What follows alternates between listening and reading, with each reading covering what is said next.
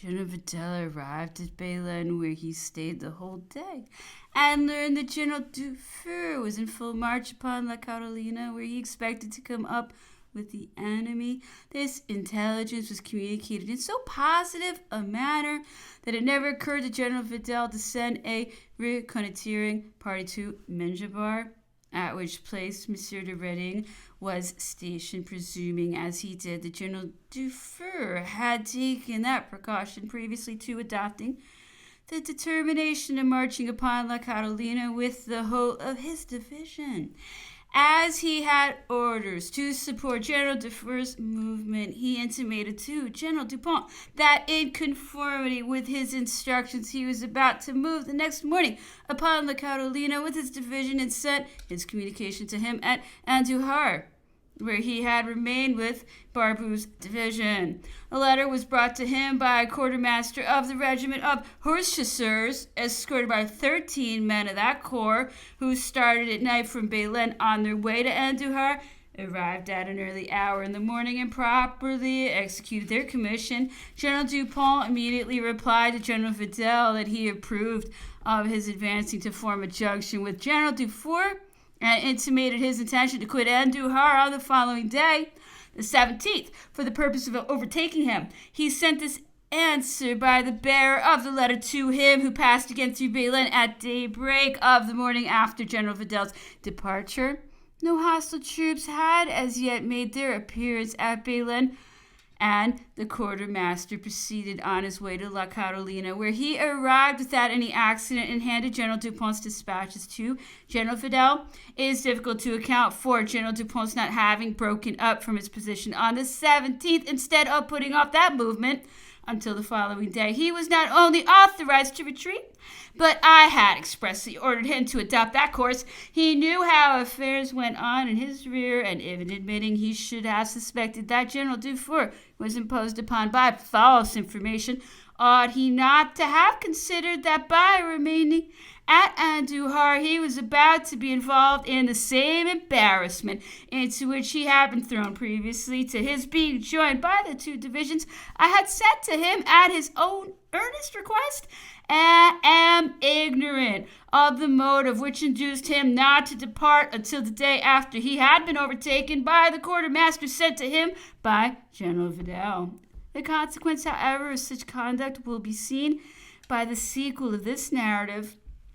The Spanish General Reding, a native of Switzerland, had remained at Menjabar without any intention of turning General Dufour, who was perhaps in greater strength than himself. He confined his movements, therefore, to watching Dufour's march upon La Carolina without affording any indication of the plan which he meditated carrying into effect. And when he found that General Dupont had remained at Andujar with a solitary division, he crossed the Guadalquivir at Menjabar and took up a position at Belen on the direct line of communication between Dupont's and Vidal's divisions. He had full leisure to establish himself and to prepare to meet General Dupont, who in fact arrived in the morning, having marched the whole night for the purpose of avoiding the heat, and who was astonished beyond measure at finding in Belen the Spanish troops, which he imagined were closely pursued by Dufour's and Vidal's divisions. He had but one course to adopt, and accordingly prepared to give battle in order to force his way through the enemy. The Spaniards had foreseen this and had secured their retreat upon Menjabar. Whatever might be the result of the battle, the cannonading commenced. A variety of idle and false reports have been circulated in regard to this engagement, both as to the manner in which it commenced and that in which it was followed up, as well as respecting the motives for keeping the best troops employed in another direction. The truth is that the soldiers were exhausted with fatigue, and the next day's heat added to that exhaustion, whilst not a drop of water could be procured to relieve it. No native of a temperate climate Can form an idea of the severity of this privation. Another untoward circumstance was the illness of General Dupont, who was not, therefore, in possession of all his moral strength to meet this emergency. Monsieur de Reding was sensible of the awkwardness of his position when he found that he gained no advantage over troops which he expected to take prisoners as soon as he should have attacked them, and especially when he was informed in the heat of the action that the troops which had taken the road to La Carolina, those under Generals Dufour and Vidal, were marching back on their return to Bayonne and would soon make their appearance. Monsieur de Reding, however, extricated himself with great skill from the danger into which such an untoward event would have placed him. He took advantage of the moment when General Dupont could not yet be apprised of the march of Generals Vidal and Dufour, and sent to propose a suspension of arms in order, if possible, to come to an understanding. This proposal was more suitable to General Dupont's wishes, as it would at least procure some rest for his troops, who stood greatly in need of it. He accepted the proposal and sent some of his officers to General Reding for the purpose of fixing upon the positions to be taken up by the respective armies and upon the conditions of an armistice, which was immediately afterwards concluded. He had also taken the precaution of sending a reconnoitering party as far as possible on the road to Andújar, from whence he had lately arrived, so as to receive timely information of the approach of the Spanish corps under General Castaños, presuming that this general would have hastened to pursue him the moment of his departure from Andújar should have become known. The armistice had been but a few hours in operation when General Vidal came in sight of the Spaniards on the other side of Bayonne, which, being occupied by the Spaniards, was only obstacle to interrupt his immediate communications with General Dupont. As soon as General Vidal found himself near the enemy, he commenced the attack and drove everything before him, compelling the Spanish regiment of Jaén to throw down its arms, forcing it from its position and carrying it off the two pieces of artillery by which it was protected. Had he persevered in his efforts, he would have completed the defeat of General Reding, who, if he escaped capture or destruction, would at least have had to stipulate for his own safety in the conditions that were to follow the existing armistice, which he turned, however, to a very different account. During the brunt of the action, he sent a flag of truce to apprise General Vidal of what had taken place between him and General Dupont, with whom he had concluded an armistice. General Vidal turned a deaf ear to all that was said to him, and continued to follow up the advantage he had gained when Monsieur de Reding's perseverance suggested to him the idea of rendering General Dupont himself subservient to his purpose.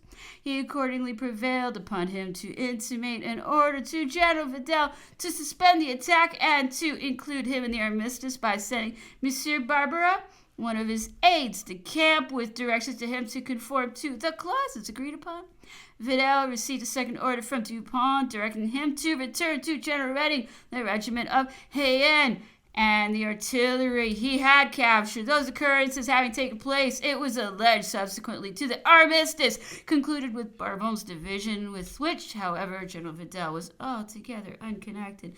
General Vidal no sooner found himself in communication with his general-in-chief, who sent him orders through an officer of his staff, than he paid obedience to them. It was the business of the general-in-chief to take advantage of the recent occurrence, so far at least as to improve his own position, if it did not enter into his views to effect the destruction of General Reding, who, by the conduct adopted, was suffered to retain his position at Bayonne between Dupont's division on the one side and those of Vidal and Dufour on the other, or in other words, in the midst of 3 times his own numbers. He had the resolution to wait there at the arrival of his general-in-chief, General Castaños, with whom he could only keep up a communication through Menchbar and the left bank of the Guadalquivir, nor would Castaños have come up so rapidly had it not been for the most incredible blunder ever committed by any officer, even of the most limited talents. It could only be put to the account of other cowardice or treachery. Dupont had ordered Monsieur de Villoutre, an officer of the staff, to advance as far as possible on the road to Andújar, for the purpose of obtaining news of the advance of General Castaños. At the same time, when this officer received General Dupont's instructions, the armistice had been concluded with General Reading. I would defy the shrewdest person to guess what on this occasion was his conduct, such as he himself related to me when he came to Madrid to inform me of the disastrous fate of the whole corps. He proceeded from Belen as far as the first stage on the road to Andújar, being a distance of about 2 Spanish leagues, equivalent to 3 French leagues, reconnoitered a little farther on, and did not meet a single human being. The utmost silence was prevailing around him when he suddenly heard a firing of cannon and musketry in the direction of Belen. It never occurred to him that the firing was likely to proceed from General Vidal, who he might suppose had returned from La Carolina, in consequence of the report of General Dupont's own firing, which must have been heard the whole morning between Belen and that place, and would have necessarily determined General Vidal to retrace his steps. Neither did it occur to him that General Dupont might be renewing the attempt to force his way, or be defending himself against some act of treachery, by which it was perhaps endeavored to entrap him in his new position, and instead of returning in all haste to Belen, in order to communicate his observations to General Dupont, and acquaint him that under any circumstances 5 or 6 hours must elapse before General Castaños could make his appearance, when he might, in the interval, if necessary, having sent a second time to reconnoiter, that officer adopted the very opposite course. He proceeded to meet General Castaños, whom he found at Andújar, making preparations to advance to Belen. Perhaps he had even commenced his movement, but he was perfectly ignorant of what was going forward at Belen, not having yet received General Reading's dispatch, which reported his proceedings. He was thus sufficiently made acquainted with all that had taken place through an officer of the staff of General Dupont, who informed him that his arrival was expected for the purpose of treating on the subject of the evacuation of Andalusia by the French troops. Monsieur de Castaños was no sooner apprised of this state of things, and of the awkward position of General Dupont, than he accelerated his departure and hastened the march of his army in order to augment General Dupont's embarrassment, from which the latter was already at a loss how to extricate himself. I leave the reader to reflect upon this blunder, and upon what might have happened to Reading's division if the staff officer, instead of going to seek for General Castaños, had returned to inform Dupont of the number of hours upon which he might safely rely previously to his being attacked in the direction of Andújar, since not a human being had been seen for the distance of 5 leagues on the road. Vidal and Dufour had arrived, and it was easy for Dupont to capture the whole of Reading's division, and afterwards to annihilate the corps of General Castaños, over which he would have had an immense numerical advantage. Barbou's division, under the immediate command of General Dupont, was placed by the arrival of Castaños in the most critical position. The Spaniards exerted themselves to prevent all communication between it and Vidal's and Dufour's divisions, by which means they would make sure of all the terms it was their intention to enforce. If General Dupont's 3 divisions had been enabled to form a junction, as they ought to have done, but for the errors committed by his generals, I entertain no doubt that, notwithstanding his infirm state of health, he would have given a good account of Generals Castaños and Reading, but in the unfortunate position in which he had been placed by the incapacity of the officers under his orders, he had scarcely any other resource left than to endeavor to make terms. He had by chance near his person General Marisco, First Inspector General of Engineers, whom the Emperor had sent to effect a reconnoitering in Andalusia, and who, in attention to his personal safety, had joined the corps of General Dupont. He was appointed with General Legendre and other officers to assist at the conferences. They were opened in the town of Belen at the residence of General Castaños, who was likewise attended by several Spanish general officers. The plenipotentiaries of General Dupont demanded an unmolested retreat through the Sierra Morena for the several corps on their return to Madrid. To this demand they should have firmly adhered, as the Spaniards had no other advantage over General Dupont except that of keeping Barbou's division separated from General Videl's and Dufour's divisions by the position which General Reading occupied at Belen, which might at the same time be considered as cut off from General Castaños by the very position held by Barbou's division, which effectually separated Reading from that general. There existed, therefore, no motive for imposing upon the general division of General Barbou those conditions which might with equal propriety have been imposed upon the Spanish division of General Reading, placed as it were in circumstances precisely similar. In other words, there existed no ground whatever for entering upon any negotiation, and the conduct of the French generals on the occasion argued an absolute want of common sense. It was laid down as a principle by some unexampled absurdity of reasoning that the French were suing for conditions and that the Spaniards were at liberty to grant or refuse them, nor was a single voice heard to enforce the observations I have just laid down. General Castaños, however, failed not to discover that his own division under Reading was at least in as imminent danger as Barbou's division, and that when dispassionately considered, the engagement between them had been productive of no result.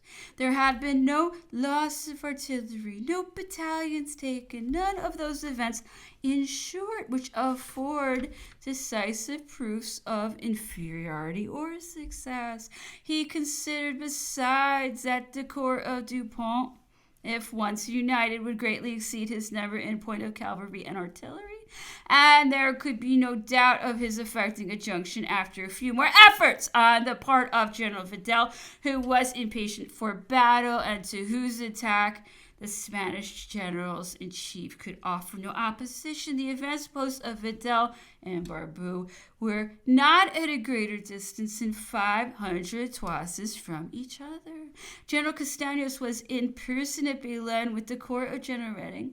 He would have had to penetrate through Barbou's division before he could get back to his own corps on the road of Andujar, and he naturally feared that if the conferences were broken up without anything being determined upon, some suspicion would arise of the deception intended, the consequences of which would recoil upon himself. He deemed it preferable, therefore, not to mar the piece of good fortune which chanced through his way by attempting to gain too much, and he accordingly consented to allow a free retreat to the whole of the corps in Andalusia through the Sierra Morena. An act to this effect was drawn up and signed upon the spot. Everything was concluded when Castaños was put in possession of the dispatches taken upon young Monsieur de Fenelon, whom I had ordered to be sent off from Madrid with my letter to General Dupont, in which I imperatively desired that general to bring back his corps from Andalusia to Madrid, inform me of the progress of his route and whether he was pursued by any Spanish forces, as in that case I should march to join him with all the troops I might be able to collect. After perusing the dispatch, General Castaños called General Dupont's plenipotentiaries one after the other into an adjoining apartment and said to them, "Gentlemen, I had just consented to your return to Madrid through the Sierra Morena with all the troops under your orders. I regret the untoward circumstance which now comes in the way.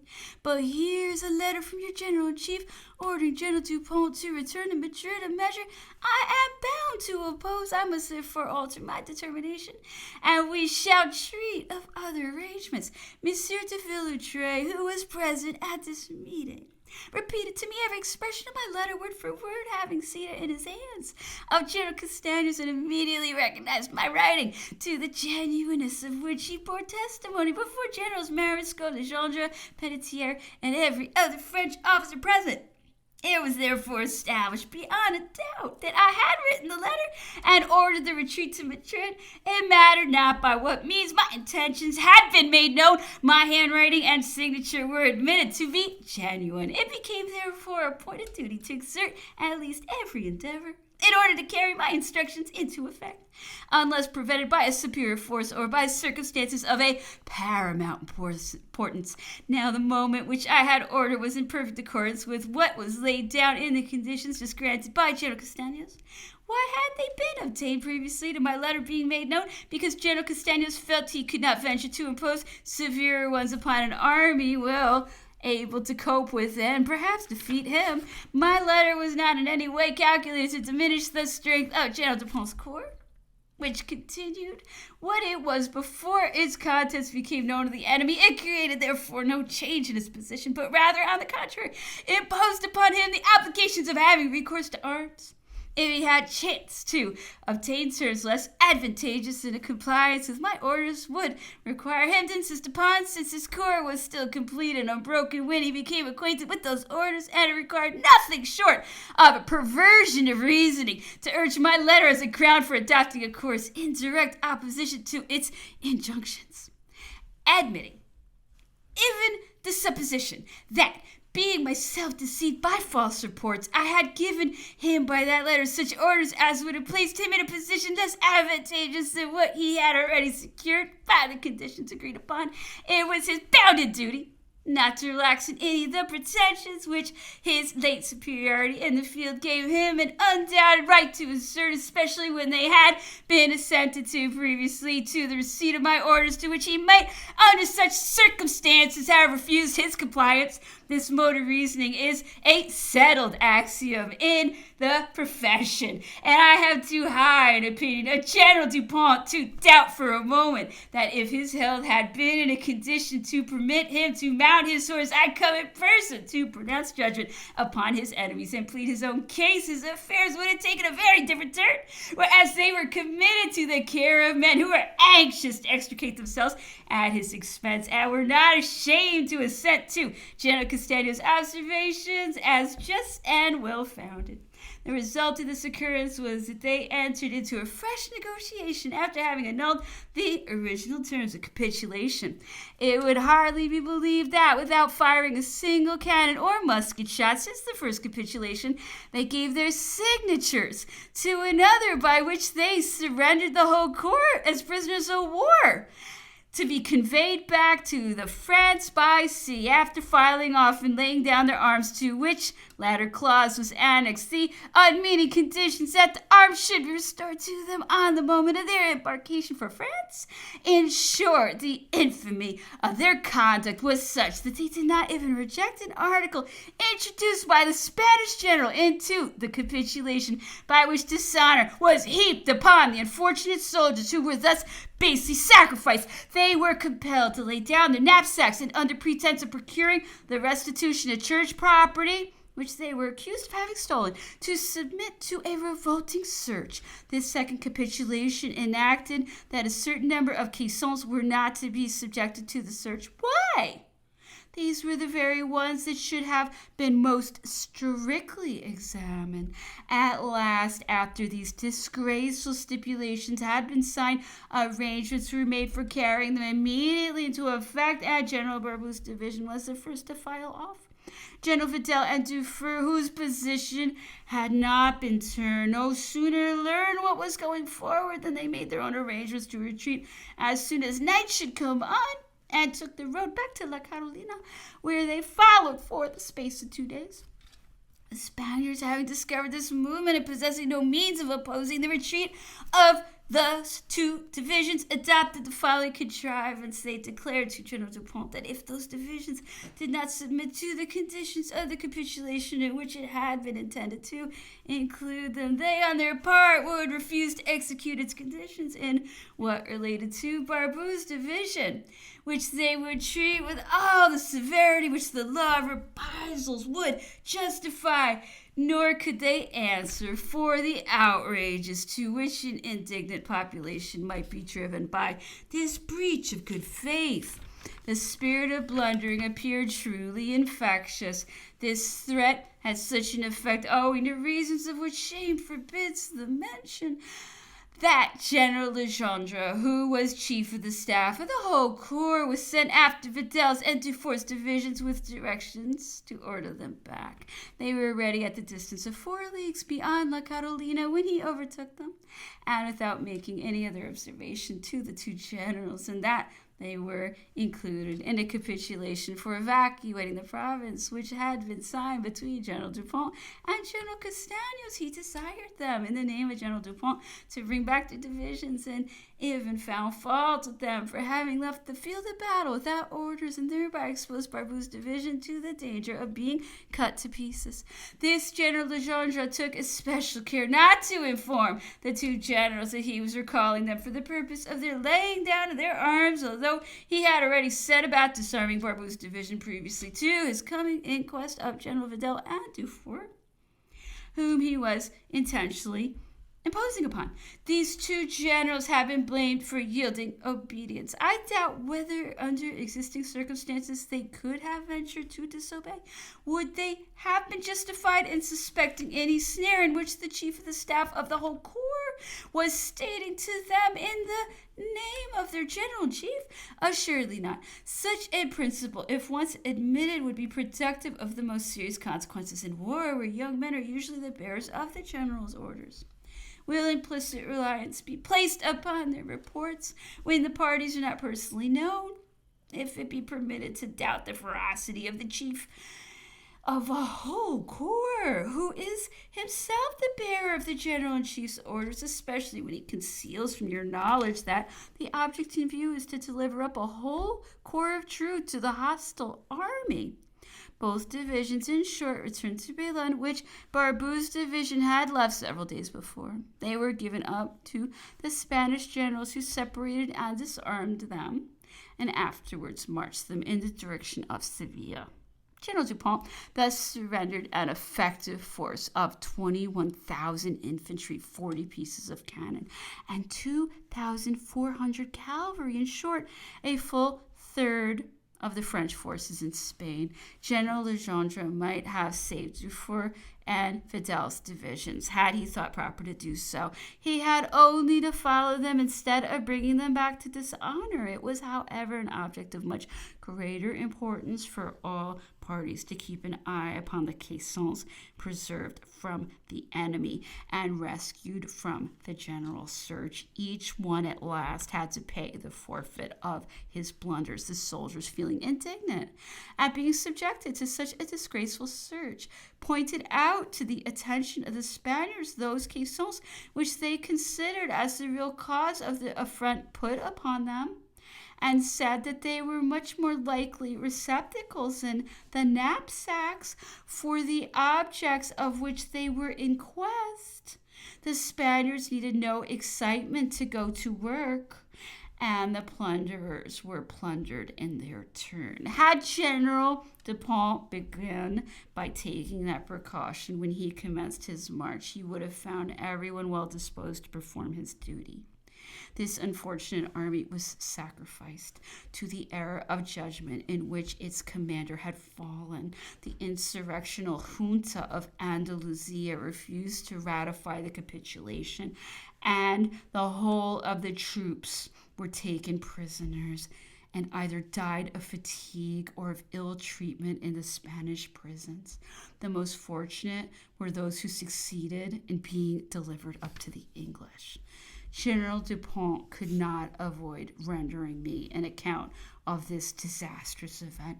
He addressed me a very laconic letter containing the capitulation he had ratified, and instructed Monsieur de Villatre to proceed with it to Madrid and deliver it into my hands. We shall presently see in what manner he arrived there. Let us now return to Bayonne. Chapter 28. The emperor had just sent King Joseph to Madrid with the Spanish deputies. This numerous retinue was escorted by 2 old regiments of light infantry and advanced accordingly by slow marches. The flattering hope was already gaining ground that a recourse to mild measures would have the effect of conciliating, and it was anticipated that so soon as the cortege should have arrived, arrived at Madrid, there would be a possibility of setting in earnest about giving effect to the plans calculated to inspire confidence in the new government, of which plans nothing more than a sketch had been laid down at Bayonne. At no place was any enthusiasm evinced towards the king, but he was received everywhere with marks of respect. His cause had even gained ground by his making himself personally known.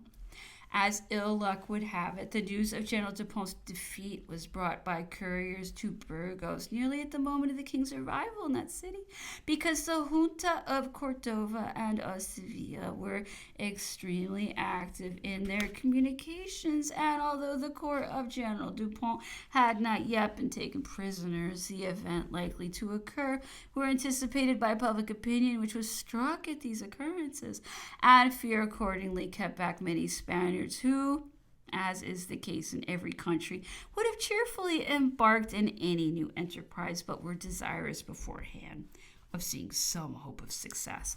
They resolved, therefore, to wait for a confirmation of the event previously to taking part in the struggle. The suite of deputies was daily diminishing, so that the king was almost alone when he reached the country residence of Chamartin, 2 leagues from Madrid, on the morning of the 21st of June.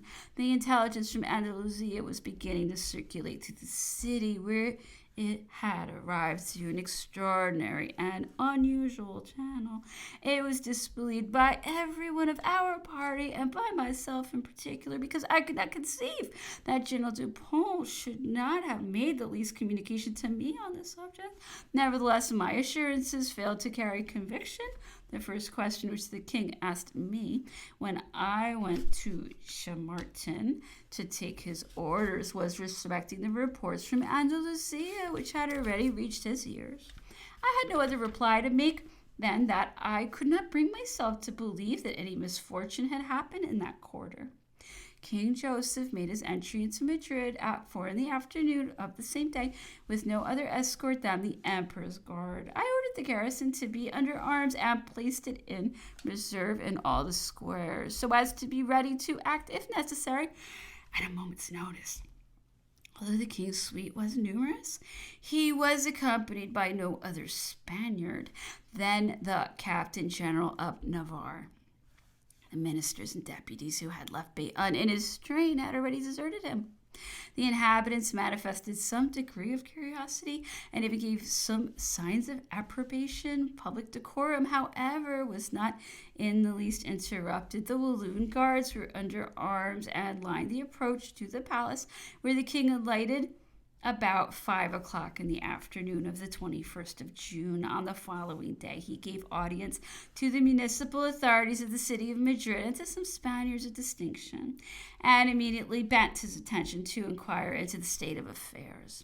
It is highly probable that custom would have gradually reconciled everything which at first was revolting to Spanish pride in this revolution, when a due consideration should have been given to the many advantages the several classes must derive from a change which was intended to equalize to a certain extent the different conditions of society. Unfortunately, however, all the private letters confirmed the report of General Dupont's disaster, and they furnished details which no longer left any doubt on the subject, and I learned at last from the commandant of one of the battalions placed along the line of communication from Madrid to the Sierra Morena that Monsieur de Villotray had just passed by his station on his way to Madrid under an escort of the Spanish officer with a detachment of Spanish cavalry from Bayonne, and was to bear General Dupont's capitulation.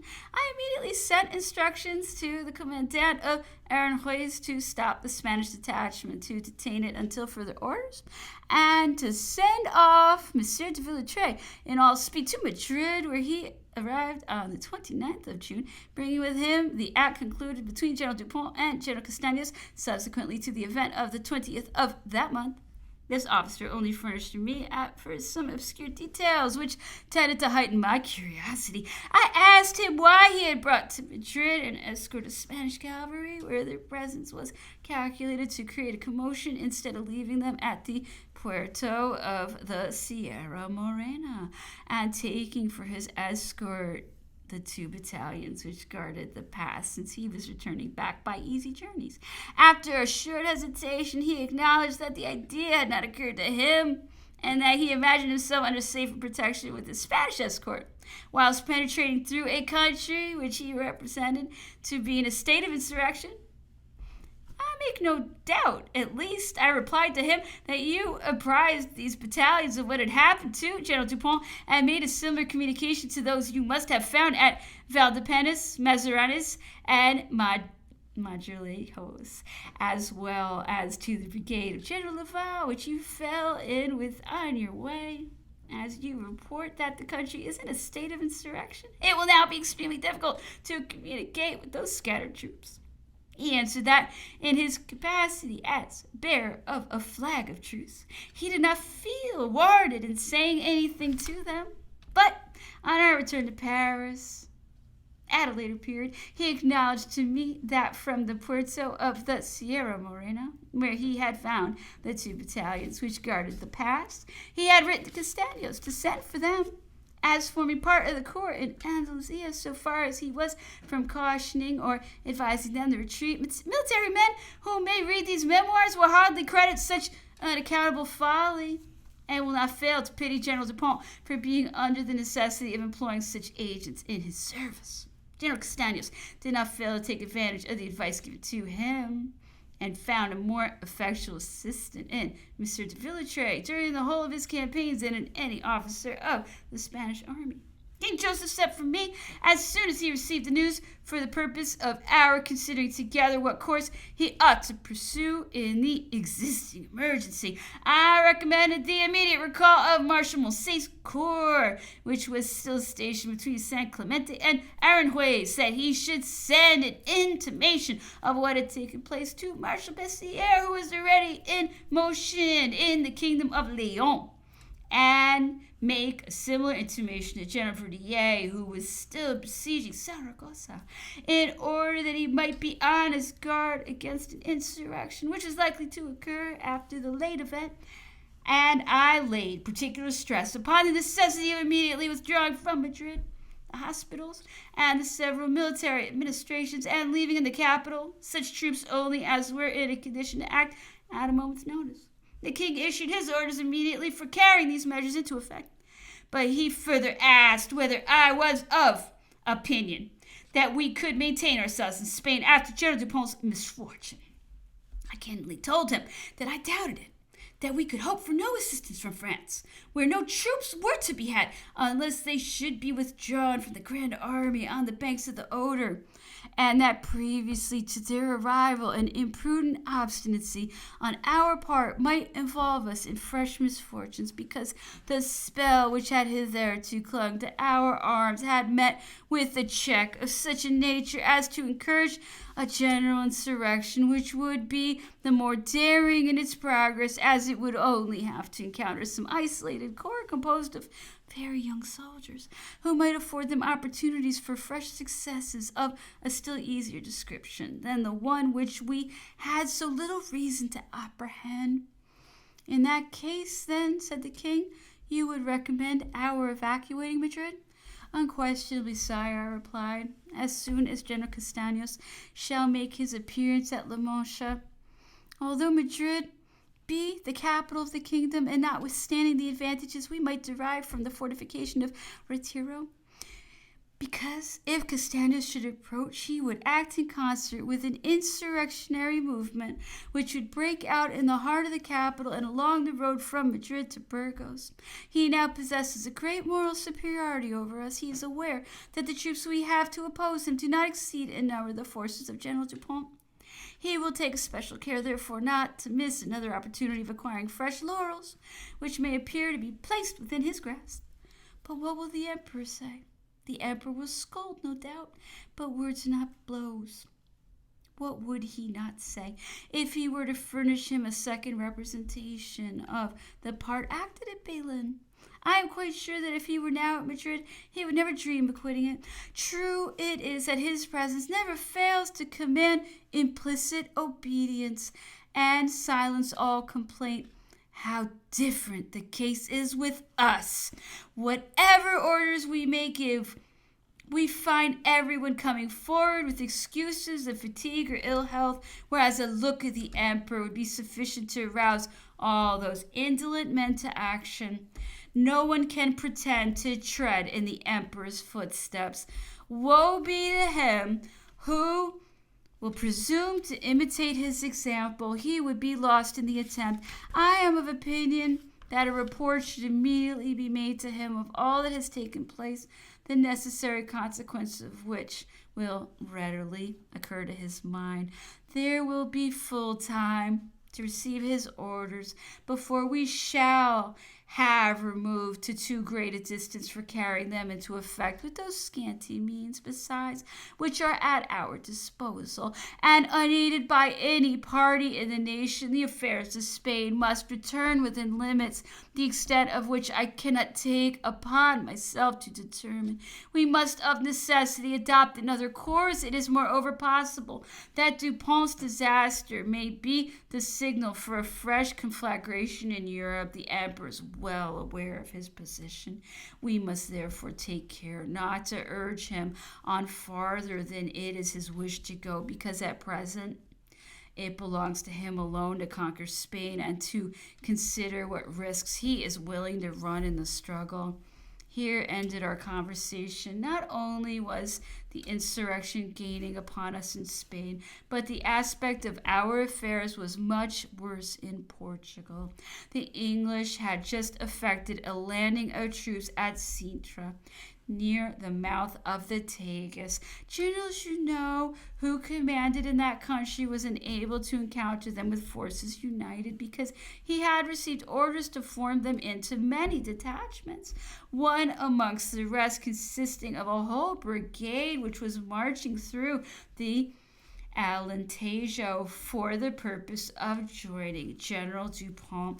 This movement had been ordered at the time of the departure from Madrid of the corps under General Dupont. Its first destination was Cadiz, where we still had 6 line of battleships which had remained in that harbor ever since the catastrophe at Trafalgar. When General Dupont was compelled to abandon Cordova, the means of communication became so difficult that General Junot could not be apprised of that movement. He had likewise sent another strong detachment in the direction of Elvas for the purpose of opposing the attacks meditated by the Spanish insurgents who had collected at Badajoz. It was hopeless, therefore, for him to expect any signal advantage over the English troops, whose numbers had been proportioned to the extent of our own forces in Portugal. He immediately recalled all his detachments, but they were unable to join the main body previously to the battle which he was under the necessity of fighting with the English army. No event was more calculated to retrieve our affairs in Spain than the decisive success of General Junot on that occasion. It was the first onset of the English troops in the peninsula, but instead of being defeated, they reaped the laurels of victory. When General Junot first entered Lisbon, he found the Russian squadron at anchor in the harbor.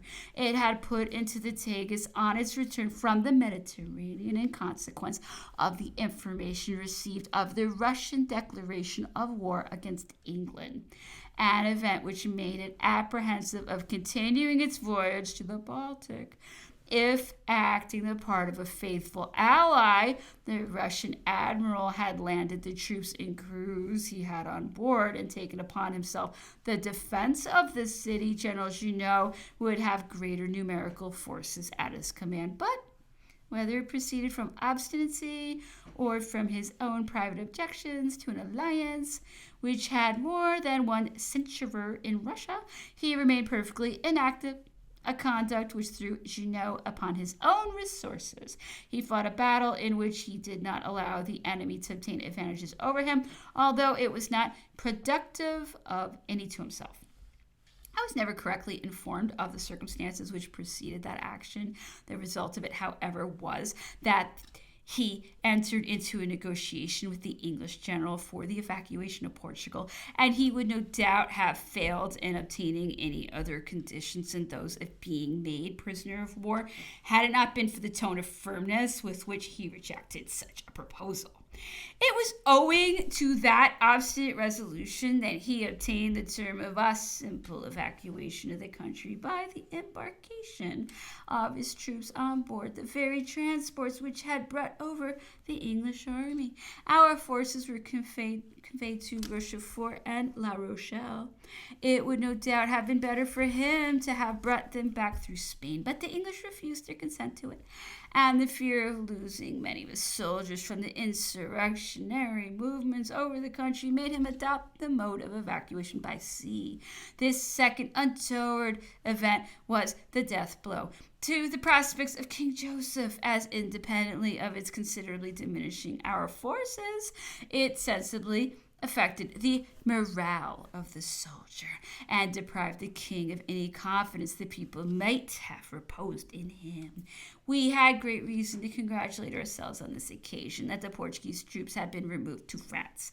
Their numbers were inconsiderable, no doubt, but they were so many enemies less to contend with. A few days after the arrival at Madrid of the bearer of the capitulation in Andalusia, the battalions in advance along the line of communication from Madrid with that province transmitted a report of the approach of the Spanish army commanded by General Castaños, which had just taken prisoners the two battalions on duty at the pass of Puerto of the Sierra Morena. This advance was considered in Madrid as a decisive movement against the capital because Mr. de Villotray had kept us in total ignorance of the letter he had written to Castaños on his way through the Sierra Morena to request he would send to summon those two battalions to surrender. He had taken care to report that the Spanish army was in considerable numbers, adding at the same time that he did not think it would so soon approach the capital, both which assertions appeared to contradict each other. The determination was, however, taken to evacuate Madrid. The adoption of this measure might have been delayed for 10 or 12 days, but it would eventually have been unavoidable. Nevertheless, such precipitation on our part was ill-judged, because if we had remained a few days longer, we should have had a more correct knowledge of what had taken place in Andalusia, and the siege of Saragossa might have been followed up, as the capture of that city would have been of important assistance to us in the ensuing campaign, at the very opening of which we had again to employ considerable force upon that occasion. On the other hand, it must be remarked that the nearest troops which the emperor could send to our assistance were in Silesia, and it was considered that whatever resolution might be adopted, it would be impossible, with the resources at our disposal, to maintain our ground until the arrival of the troops which it became necessary to send to our assistance. King Joseph was induced by these several considerations to order the evacuation of Madrid. It commenced on the 3rd of July, and everything had been withdrawn on the following day, with the exception of a few sick whose state of health prevented their removal, and whom it was found necessary to leave in the hospitals. General Foy speaks of this event in the 118th and following pages of the 4th volume of his work. As he was in Portugal when it occurred, the inaccuracy of his information is not to be wondered at. I was the person who sent from Madrid the corps of General Lefebvre Trevisiani to the assistance of Monsieur, a movement which took place previously to the return of Moncey's corps and of Frere's division to Madrid. I was also the person who ordered Laval's corps to advance on the road towards Andalusia. Monsieur de Villotray had been sent to me by General Dupont, but as he had claimed the protection of a Spanish escort and traveled by slow journeys, the couriers of the insurrectionary party had got the start of him, and their reports suggested to me the idea of Laval's movement. The king had already assumed the command when Monsieur de Villotray arrived at Madrid, and any operation in favor of Dupont would have been in vain, since his troops were no longer in existence. Otherwise, we should not have waited for the offer made by Marshal Moncey to proceed to his assistance, an offer which I never heard of until General Foy's work made its appearance, to attempt to assist Dupont, who was at the time almost within sight of Cadiz with his unfortunate soldiers. What resources were there besides for following up such an offer? General Foy was well aware that there existed none. How then could he venture to use such an expression? I am fully persuaded that if General Foy had been well acquainted with the state of things, he would have coincided in opinion with me. No doubt it must have been displeasing to a French marshal to pay deference to what my position compelled me to require. But the offended self-love of those gentlemen was a very secondary consideration during the impending crisis. I was well aware of this feeling, nor could it escape my penetration. But if any one of them, however high his rank, had attempted to avoid paying me that deference which my position claimed from them, I should have exerted all my authority to make him repent of such conduct, and the emperor would have sanctioned my acts, as he had done on a former occasion in 1807. General Foy is certainly wrong. A very few days after the king's arrival, he gave me to understand that my presence was as painful to himself as it was irksome to the marshals, my superiors in rank. But I was well aware of the unbounded confidence which the troops reposed in me. Nevertheless, the king sent me his aide-de-camp, General Seligny, to call for the correspondence connected with military matters, adding that I should no longer have to attend to them, as they came within the sphere of the king's authority. I instantly reported to the emperor this circumstance, but did not receive his answer. It was only at a later period that I learned from himself that he had freely spoken his mind to his brother on the subject, saying that passions always obscured the judgment, and that he would soon discover that of all those who were in Spain, no one was so calculated rightly to comprehend his position and the state of his affairs as myself. I was, in fact, summoned to the council that met after M. de Villetre's arrival, and plainly saw that every one felt anxious to cover his responsibility by my vote on the occasion. The emperor's regard for me being well known to all, I felt no hesitation at being the first to recommend our immediately evacuating Madrid and taking the road to Burgos.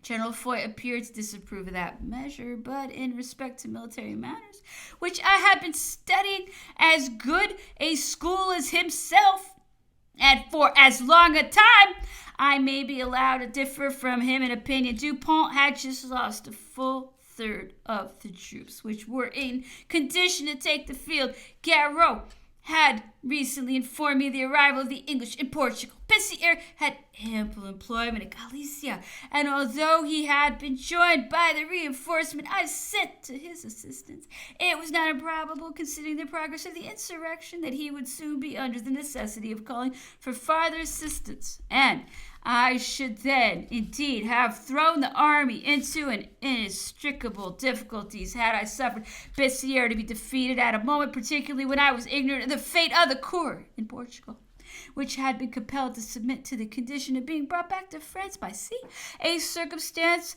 which it was impossible to foresee. I was fully aware of the position of the corps before Saragossa, and the embarrassment in which it would be placed by the necessity of sending away the besieging train, which was at least as numerous as what we had at Madrid, where we were compelled to double the number of artillery horses in order not to leave any ammunition wagons behind.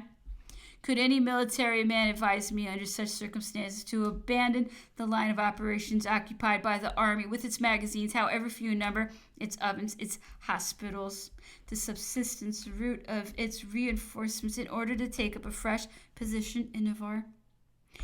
Such a movement would have been a clear indication of insanity, and had I adopted it, and Bessières met with any check in consequence of my leaving him destitute of all assistance, no good could have resulted from a movement upon Saragossa, and the Spaniards, by marching to Bayonne, would have compelled us to abandon the line of the Ebro. Such were the grounds of the opinion I expressed in the council alluded to by General Foy, and the emperor was far from disapproving of my conduct on that occasion. He adhered to the same line of operations on his entrance into Spain in the succeeding August.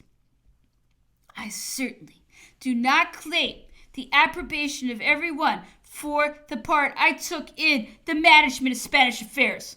I may nevertheless be allowed to point out to the attention of censurers that the whole of the Grand Army and of the marshals, with the exception of Marshal Davout, have been successively successively employed in that country, and yet what has been the results of their efforts. In page 34 of the same volume, General Foy falls into a still greater error in respect to the nature of the service upon which he alleges that the emperor had employed me. He alludes, no doubt, to a system of police kept up in the army, an assertion to which I give a formal denial. During the whole time of my serving the emperor, he never gave me a single commission regarding private individuals. He has often asked me my opinion concerning reports of that nature, which were addressed to him from the army itself by general officers who resorted to those means for obtaining his confidence. They were his real police agents amongst the officers of the army, and left others nothing to work upon. I suppose it is not meant by the term police to designate the system of spying in the enemy's camp, from which I have often obtained information of the highest importance for our ulterior operations. Chapter 29. The troops retreated by short marches. On the first day, they slept at Chamartin, 2 leagues from Madrid. On the second, 2 leagues farther on, and continued these easy marches in order to prevent confusion. On the third day, King Joseph slept at Buitrago. It was in this town that I communicated to him my opinion as to the probable consequences of the unfortunate occurrence in Andalusia, which compelled us to look to our own safety at a time when we should have been endeavoring to win over the public confidence, an object now quite out of the question, and when the insurrection would be organizing itself, rousing the nation to arms, and securing fresh allies to its cause. I observed to him that as he could no longer have occasion for me, since I had delivered up the command entrusted to me previous to his arrival, I deemed it of consequence that I should return to the emperor and render him an account of all that had taken place, in order that he might give the whole of his attention to the subject. Otherwise, if the line of communication should be interrupted, the emperor would be left completely in the dark. He approved of my suggestion, and I went off to France the same night. On every step of my journey, I discovered how important it was that some decisive measures should be adopted. I met in every direction Spanish couriers conveying the particulars of the capitulation of Milan, which had its due effect upon the public mind, owing to an act of treachery. I was very nearly falling a victim to that rising agitation. A Spanish postmaster thought he recognized me, and in order to satisfy himself on the subject, he asked me if I had not alighted at his house 6 weeks before on my way to Madrid. I replied in the affirmative, and noticed that he immediately whispered a few words to the postilion employed as a guide to my valet, who always kept in advance of me. I had taken the precaution of providing myself with a gendarme picked out from the rest for his tried courage, and made him ride close by the carriage door. All was in commotion when we reached the next post. The people were advancing to attack me, when the gendarme, who had proceeded in all haste to saddle a horse in the stable, brought it to me, saying, "General, you have not a moment to lose. Mount this horse and make your escape. I shall overtake you outside the village." As he was not a person likely to be alarmed at our trifle, I took his advice and left my carriage to the care of the officers who accompanied me. Fortunately, night was approaching. I rode without any accident to the following post, where a fresh regiment happened to arrive the same morning. Instead of alighting at the post house, I proceeded to the quarters of the commander of the regiment, where I took care to pay the postilion what was due him, but I had him afterwards led out of the town, the gates of which were closed upon him, so as to prevent his going to the post house. I then took off my uniform, put on the dress of one of my servants, sent for post horses in the name of the commander of the regiment, and if they were intended for him, took my departure from his quarters, and thus baffled the treacherous snare laid for me. I acted wisely, for although it was night when I reached the following post, I again found a crowd of people waiting for my carriage. On perceiving the couriers, they approached and asked me in Spanish, "Is the general far off?" I pretended not to take the question amiss and replied in Italian, "He would be here in a quarter of an hour." I immediately overheard them congratulating each other on this news, but I did not wait to listen to their conversation. I entered the stable, and slipping a double Napoleon into the postilion's hand, I was provided in a few moments with the best horse in the stable, and my faithful gendarme was no less favored. I then made a low bow to the ground and, smacking my whip, hurried off at full speed. My carriage arrived a quarter of an hour afterwards, but besides being told that I had left it, they discovered inside 3 officers and 2 servants, who were moreover accompanied by a few soldiers whom they had taken the proper precaution of procuring from the regiment they had found at the last stage, where I had requested that they might be looked out for on their way through. I considered myself already out of the scrape, as my horse was now to take me to Vittoria, and I was rejoicing at having deceived my enemies, when I saw a person riding back in all haste towards me, who proved to be my valet. He rode so furiously on that I had difficulty in stopping him.